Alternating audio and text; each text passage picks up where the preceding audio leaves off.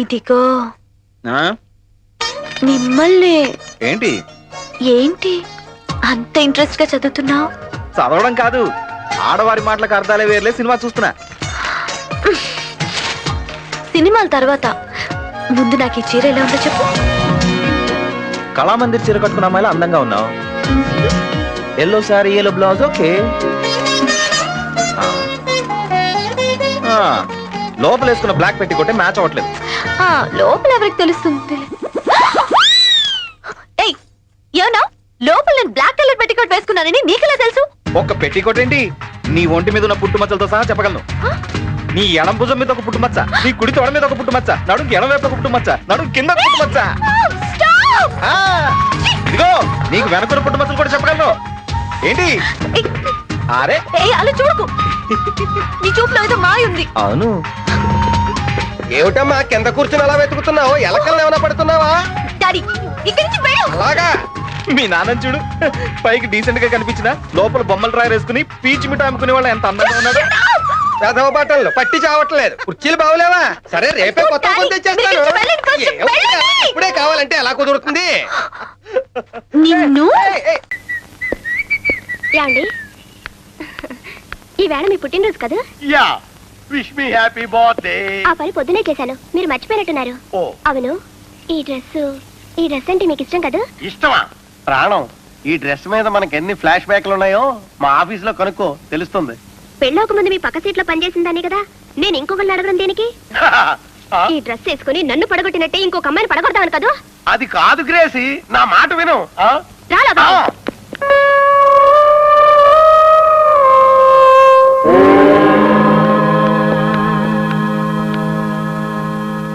Beautiful. ఈ getup లో ఆఫీస్కి వెళ్లే వాళ్ళ లేను, అడుక్కు తినేవాళ్ళగా ఉన్నాను. సెకండ్ ఫ్యామిలీ ఉన్నా బాగున్నా, అక్కడికి వెళ్ళి డ్రెస్ చేంజ్ చేసుకునేవాడిని. ఈ ఫోటో టేబుల్ మీద నీ ముందే పెట్టుకోవాలి.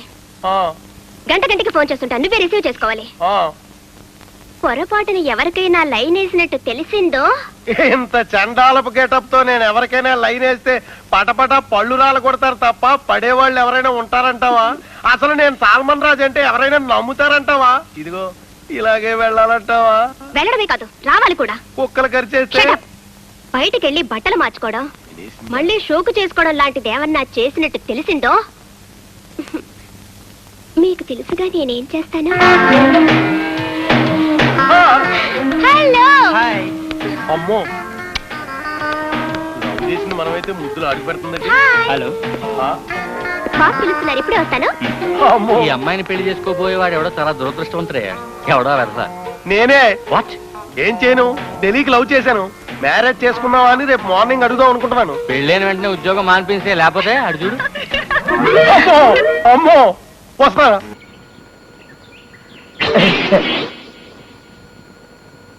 దీని దుంప తెగ టైం ప్రకారం ఆఫీస్కి వచ్చినట్టు వస్తుంది. గదవ కుక్క బుద్ధి దీను. తప్పుకుపోదామంటే వెంటబడి తరుముతుందేమో మరి. నేనే సిన్సియర్ ప్రభుత్వోద్యోగినైతే, నా భార్య నిజంగా మహాపతివ్రతే అయితే, నాకు పిల్లనిచ్చిన మామ పరమ చండాలుడే అయితే, ఈ రాయి ఫిరంగి గుండులా దాని వెంటబడి తరిమి ఈ ఊరి పొలిమేర దాటించుగాక.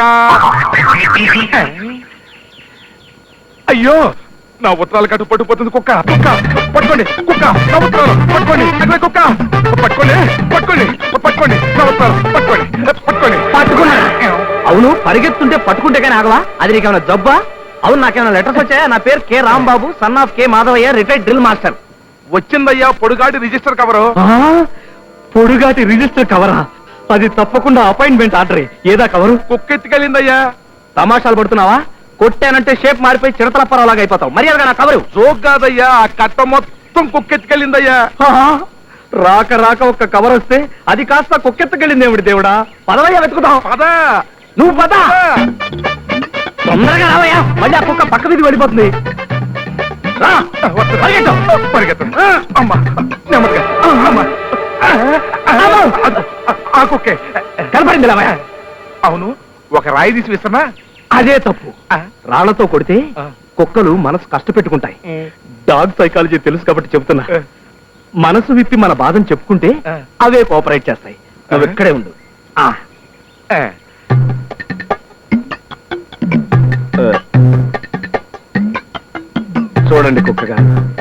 ఈ రోజుల్లో ఉద్యోగం సంపాదించడం ఎంత కష్టమో మీకు తెలుసు. రాక రాక నా పేరున ఒక్క రిజిస్టర్ కవర్ వస్తే అది కాస్త మీరు హ్యాండ్ ఓవర్ చేసుకున్నారు. మరి నా సంగతి ఏం గాను? ప్లీజ్ ఒక్కసారి ఆ కట్టను నా మొహాన కొట్టారంటే నా కవర్ మాత్రం తీసుకుని మిగతావన్నీ మీకే తిరిగి ఇచ్చేస్తాను. Thank you very much. ఏమో అనుకున్నాను గాని బ్యానర్స్ తెలిసిన కుక్కే.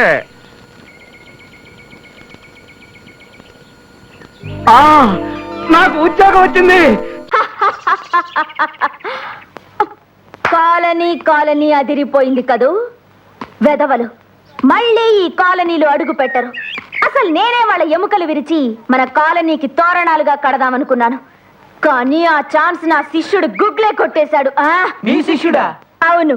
అదిగో ఆ కనపడుతుంది గుర్రపు జడిది, మోస్ట్ పవర్ఫుల్ లేడీ, బాగా ఎదురొచ్చేద్దే. సరే క్లోజ్అప్ లో చూసుకుందారి పద. ఇదిగో నరసక్క, ఈ కుర్రోడుకు రిచ్ అయ్యి మనోడే కొత్తగా వచ్చాడు. రిచ్ అయ్యాక నేను ఆమె ఉంటాగా. ఇతన్ని చూస్తుంటే రిక్షా ఎక్కేవాళ్ళ ఉన్నాడే కానీ తొక్కేవాళ్ళ లేడే. హలో ఎక్స్క్యూజ్ మీ, మన పిక్క చూసావా? తొక్కడంలో మనకి మంచి టచింగ్ ఉంది. నేను మిమ్మల్ని ఇంటర్వెల్ చేయాలి. ఇంటర్వ్యూలో చేసుకుంటావో శుభం కార్డు చేసుకుంటావో నీ ఇష్టం. మనకు కావాల్సింది మన తొక్కుడు కాకే మంచి పవర్ఫుల్ బండి. అయితే కాసుకో. వేసుకో.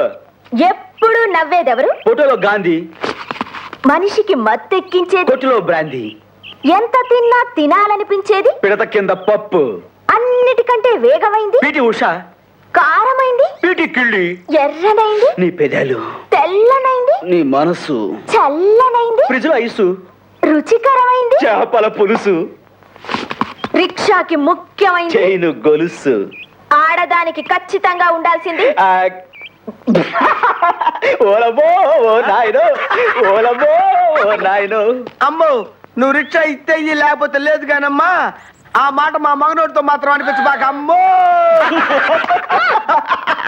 చెప్పు. ఎక్స్క్యూజ్ మీ తమ్మి. పిచ్చి పిచ్చి వేషాలేకు. రాత్రి కాలనీలో జరిగిన ఫైట్ లో అందరినీ మటాష్ చేసిన పటాష్ గుగ్లే ఎవరో తెలుసా? తెలీదు. ఎవరు? నా శిష్యుడే. ఆహా. వాడి కన్నిపట్లు నేనే నేర్పాను. ఇదిగో నరసక్క, ఆ, రాత్రి వాళ్ళందరినీ చేత కొట్టింది నా శిష్యుడు గుగ్లే. ఆ గుగ్లి అబ్బాయే. అవును. ఆ.